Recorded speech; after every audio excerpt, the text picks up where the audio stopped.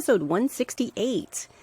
I was brave and I did a thing to expand this audience, so the podcast is now also available on YouTube. So this week, I'm going to talk about some of the basic stuff and things that we talk about on this podcast so that anybody who's new to the show or just beginning to understand that, like, oh, hey, creating great grooming dogs is a thing, they can go onto YouTube and not be lost. So let's start off with some basic stuff that I think newcomers will listen to and think, oh, hey, let's go ahead and follow the show, and some longtime listeners might need for review. This is the Creating Great Grooming Dogs show. I'm Christina Meyer-Smith. I'm a master groomer behavior specialist, a certified professional groomer, a certified professional dog trainer, a certified behavior consultant for canines, an instructor at Whole Pet Grooming Academy, and the owner of Happy Critters in Nashua, New Hampshire. And this, my friends and colleagues, is the podcast and the videocast where grooming and training meet. So I want to start off by saying that while many people have been following the podcast for a long time, I did hear a number of people say that they just have trouble with audio only. And I can understand that. I can respect that. But as you can tell, if you're watching this video, oh man, it's a learning curve. There's a learning curve to doing this live, to doing this on video. Well, first of all, I have to be thinking about what things look like behind me. It's going to be harder for me to pause something if I need to pause something. It's much harder for me to look at my notebook and take a quick look if I need to take a look. But I really think that I want to expand the audience. So this is still the podcast you have grown to love. I will still be doing the audio. I will probably clean it up more than I can for video. The thing with editing things in video, like the editing out the ums and the likes and the all those little filler words, is that if you edit too much in video, your head just jerks around. It looks really, really weird. But I just want you to know that it will be available in both formats. And if you go to creatinggreatgroomingdogs.com, both formats are available there too. So up at the top, you can either click on video and it will bring you to any of the YouTube videos that I do for this podcast, or you can just go through the episodes like you always have, listen on any podcast hosting service you have always used. Nothing else is going to change. This is just an addition. I want to talk about who the show is for. So again, this is for a new audience. I've tried to make this show for groomers. Of course, I mean, it is about teaching dogs to be good for grooming, but also I want you to think about this show being for trainers that you might want to work with. This might be for vet techs. This might be for veterinarians. This might be for owners. This might be for all dog pros who are interested in teaching dogs to be good for grooming, vet visits, and basic handling. And I'm saying that because all of those people often work together in a dog's life.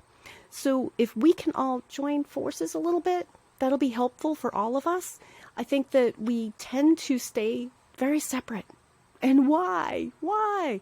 So if you have someone you're working with, maybe you're an owner and you're like, hey, I want to talk to my groomer about how this can be used with my own dog. And I'm trying to do stuff at home and I want my groomer to do it. Send your groomer here. That's great. That's exactly why it's here. This is all-inclusive. Anybody from any background, please just join in if you are interested in this type of discussion.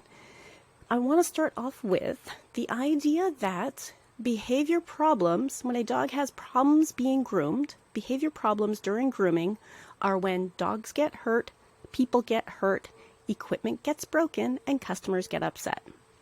From a grooming point of view, I want you to think about the behavior problem is terribly unsafe. It is definitely when we start having issues.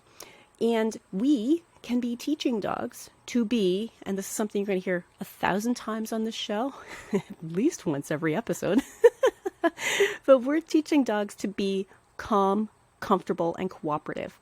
Now, when I say calm, comfortable, and cooperative, those are things that we can identify easily, different than saying, like, I want to avoid fear or I don't want him to be stressed. It's much, much easier for us to say, but is he calm? Ooh, he's not yet. Is he comfortable with this? Is he physically comfortable with it? Is he emotionally comfortable with it? Is this dog cooperating with me?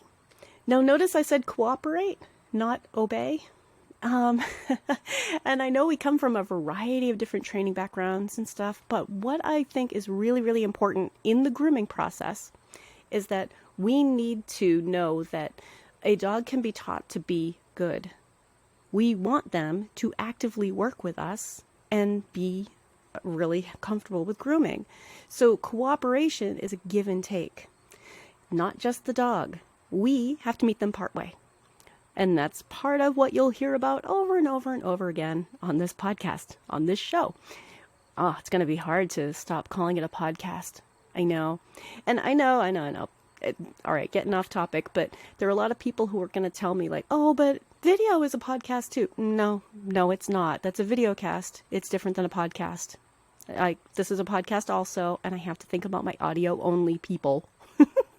Which, by the way, if you're finding this as video first, you should be listening with your headphones on while you're drying dogs.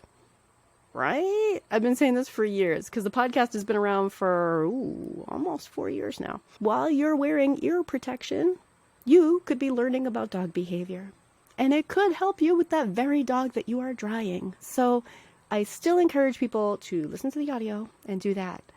So this show is for lots and lots of backgrounds, and it's really about teaching dogs to be good for grooming. One of the other key concepts that I want you guys to know about is that if you've heard humanity over vanity, I think we've all heard it a lot. In my point of view, that is not just about matted dogs. I know, we tend to use it when a dog comes in matted and we're like, I can't brush through these mats, I need to take his coat down, humanity over vanity, and we all raise the flag, and that is true. But I want you to extend that out to when a dog is terrified. The behavior problems that we see aren't because a dog has decided to be a jerk face today. I'm not just being a jerk face. I'm not just being annoying. The problems that we see are because a dog is finding grooming unpleasant, uncomfortable, or scary, or maybe even painful. So think about that. They're having a hard time. They're not giving us a hard time. So if we start thinking about humanity, we also have to think about the experience the dog is having. And use our same kind of discussions we do with our owners when the dog comes in really matted and we're like, I can't give you the haircut that you want today. That's not in your dog's best interest. So we can use that same kind of idea when we're like, I can't give you the haircut that you want today because your dog is terrified of everything that we have, and that's not in your dog's best interest today. Let's work on helping your dog be comfortable with it. Let's work on doing the training part. Now, I know that many groomers do not want to become dog trainers. And honest to God, dog trainers, I need you to hear this. If you're a dog trainer in the audience, I need you to hear this and hear this really, really well. Dog groomers don't need to be dog trainers. I want them to, but that's not what they do. And they're really, really frustrated because dogs are showing up as if they're just feral and have never been touched. And then we get told that we're doing it wrong. Okay? I feel for the groomers. I really do. So we need to think about, this is a collaborative thing. I may, as a groomer, send that dog to the vet for a workup and make sure that there's nothing physical happening. I may consult a trainer. We may get on board with some stuff that the owners need to do at home. But it's not the groomer's job unless the groomer decides to take on the training part also. And I encourage groomers to do that. Clearly, that's where I geek out, and I think it's so much fun. I love working behavior cases. I know, did she just say behavior cases are fun? Yeah. But I want you to think about the owner has to be part of it. There's a lot going on, but it's not for groomers to teach dogs to be good. Okay? So anybody who thinks that the groomer must have caused the problem, or the groomer identified a problem that was already there.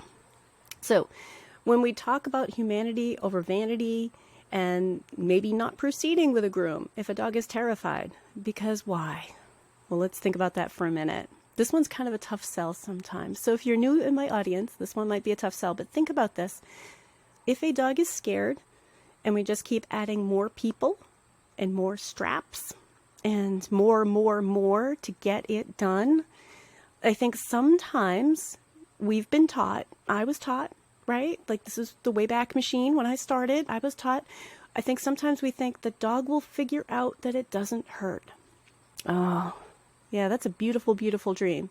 But I have known plenty of dogs that were scared of grooming and terrified of grooming for their entire life. Because it's not about if it hurts or not. It's about if it's scary. So a different perspective, and now thinking, so if those dogs are afraid, and that's what causes aggression, and that's what causes the behavior problems, and there's a possible training solution. Ooh, right? Now we're like, oh, that doesn't sound so bad. Maybe we should work on solutions. Maybe we should collaborate with others. Maybe we should get this under control. And that's my goal, for all of us to be able to get this a little bit more under control. And that's what the show is for. I know that not everyone here wants to become a master groomer behavior specialist, but did you know that I offer other courses too? There's a 4-hour Groom Smart course to learn how to use the 3 C's in your day-to-day grooming. And there's Modern Behavior and Handling for Groomers. Those are both available through the Whole Pet Grooming Academy. They're 4-hour classes. You have 1 month access to complete those. And I will have links for those in the show notes. I also want to talk about some ways that we can work on things. Now, I did mention that calm, comfortable, and cooperative is a guiding light for us here on this podcast, here on this show. God, that's going to take a while to get used to. Podcast show. Anyway, I want you to think about every time you're looking at a dog and they start maybe wiggling. My first thought is going to be, okay, he was calm a minute ago and now he's not and he's starting to wiggle. So he's kind of being uncooperative, but he was cooperative a minute ago. So my first thought is that dog now comfortable or uncomfortable? One of the first things you can start doing if you're a groomer and you're new to this is start thinking in terms of, okay, why did he wiggle? Everything was going great. Then we get a little bit of wiggle. I will say it's really common, and I've done it before myself. I will tell you all of the mistakes I've made. Oh yeah, if you tune into the show, I'll tell you all the mistakes I made, all of the things I've done, because I'm with you. I've done it. If it's something that was... Yep, I've probably done it. I want you to think about if they're uncomfortable. Sometimes we as groomers, let's say, are picking up a foot. We pick up that right front foot and we go to line up the clippers and the dog wiggles a little bit and we instantly think this dog is resisting us. That's our first thought. Think about that. Maybe you have a dog on your table right now. If that dog wiggles a little bit, do you clamp down tighter and just keep going? Or do you pause and ask yourself, does this dog just need to readjust? I know, right? Somebody out there just went, what? Sometimes that isn't a dog who's trying to refuse. That's a dog who just needs to readjust. And I have had so many groomers tell me that piece alone really changed their day. Because when you pick up a dog's foot, for instance, that right front foot, you pick it up and you go to trim a nail and that dog starts to wiggle. If you first ask yourself, well, you were calm, comfortable, and cooperative a minute ago. What's going on, buddy? You okay? And let them get their balance back. Sometimes they calm right down in your hand and you can do that now. Oh, how cool is that? That taking a pause and asking, are you comfortable?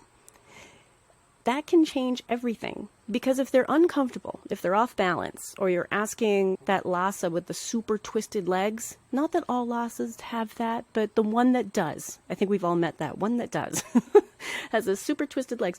And we're asking them to pick one foot up and stand on the other foot. Sometimes they just need to readjust. Sometimes they just need a little bit of help relaxing into whatever pose we're trying to get them into.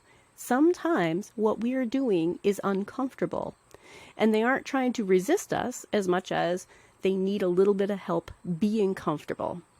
So I know I hear it once in a while, so I'm going to address it here. I know there's going to be someone out there saying, oh my God, if we have to spend time making the dogs comfortable, this is going to take forever. Okay, let's address that. Asking dogs if they're comfortable or not and helping them be comfortable is part of our job. What? I know, that's a really hard sell sometimes, but yeah, and it's good for them. It's good business. I want the dogs to be comfortable. You know what? They don't resist when they're comfortable. What? I know, it seems crazy. They're usually pretty good if we can help them be comfortable for it. So every time that we say, okay, why are you wiggling? What happened there? What's going on? Another example, some of these dogs with like really, really short docked tails, and you're trying to lift that tail up and they press down on it like, hey, what are you doing, buddy? Are you okay? If I spend a minute and let them just kind of adjust that tail, just rub a little bit underneath the tail, like, hey, can you lift that up for me? Most of the time, the resistance ends. And you might say, I don't have time for that. So let's address that. Doing something in a different way will feel like it takes a long time. Because what we're used to is that we're doing things the same way every time and we're on autopilot. So when we're on autopilot, everything feels like it's flowing great. I just need to get this done. I need to lift it up, lift it up, lift it up, lift it up, get it done, And maybe you spent 5 minutes trying to get underneath that dog's tail done. But what I'm suggesting might take 3 or 4 minutes, or maybe the same 5 minutes. What have you lost? And maybe he'll be better next time. What? I know, it's crazy. So maybe that dog is going to be better next time. But it's unfamiliar. And unfamiliar feels like it takes forever. You're like, this is going nowhere. I know my way. I could get it done. But maybe that's why the dog behaves that way. So I want you to think about if we are trying to help the dogs be comfortable, and we're responding to, why are you suddenly wiggly? And ask why. I don't think we do that enough. I know sometimes I even forget myself and go, why? Everything was going really smooth and now why? Did somebody just enter the room?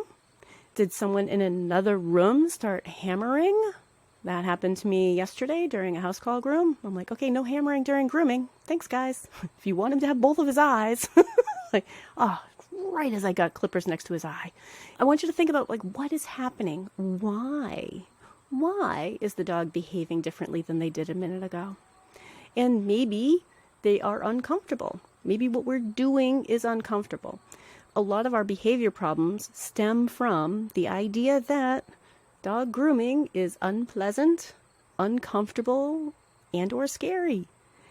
What we do is weird. We bring out a whole bunch of tools, this weird stuff and things, and we do weird stuff and things, and these dogs are looking at us like, what is happening? Until they learn how to be good, until they learn about this process, and they learn that they can trust us. So in the end, teaching dogs to trust us and that grooming is safe always pays off. Always pays off. And that seems like a tough statement, doesn't it? Like, you sure, Kersey? Oh yeah. I'm sure that always, always, always pays off. Because what happens is that we have a dog now who, if they are a little bit worried about something, they can give us a small signal.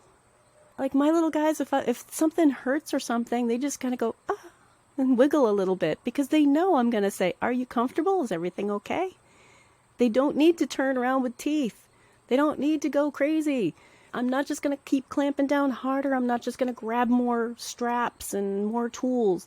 Now, that doesn't mean that I'm against the straps and I usually just sum it up as straps, but that doesn't mean that I'm against things like belly bands and groomer's helper and muzzles and things like that. Just that those things are meant to keep everybody safe, keep us safe, keep the dogs safe. And part of safe is helping them feel safe. We have to help them feel safe if we want the kind of change that I want you to see. Now, one final thought before we really kind of start to wrap this up. One final thought is that I want you to know that every dog that we groom, if we thought about their whole lifespan, I want you to think about 15 years of grooming appointments. 15 years worth. Wherever they're at right now, if we spend time teaching them to be comfortable with it, that can go through the rest of their life. Now, I know a lot of the time people will say, oh, he's already 14. I meet a lot of elderly dogs that now can't be groomed, and that's where I start with them, and we usually make progress. Yep, I know, even at 14, we can usually make progress. We might have to adapt things, but I'm willing to do that, and our progress might not be beautiful, great trims. That's okay, because they're 14 and they have seizure problems and they've had a stroke. And as one particular example, some of them have dementia. Some of the dogs that I meet have some pretty significant health problems going on. And I can keep it stress-free for them and still help maintain their nails and their cleanliness and get their sani done and all those other things that we tend to forget they're gonna need when they're 15. If a dog is always afraid of this, they can turn into monsters when they turn about 14. Any dog can be untouchable if they want to. Think about that for a minute. Any dog of any size can make themselves untouchable. Just that it's nice that they usually don't. Hey, Creating Great Grooming Dogs family. You know I care about all of you and want to support you in your work, and that's exactly why we built the Scholar Lounge at the Whole Pet Grooming Academy. For $47 a month, roughly the cost of a gallon of decent shampoo, you'll receive live weekly coaching calls, resources, lessons, a community of like-minded groomers who want to raise the bar just like you. And if you're one of our students, it's included while you're in the classes. So links are in the show notes, or you can go to creatinggreatgroomingdogs.com/sponsors and know that that is a way to get off of Facebook. I mean, isn't that kind of what we all want?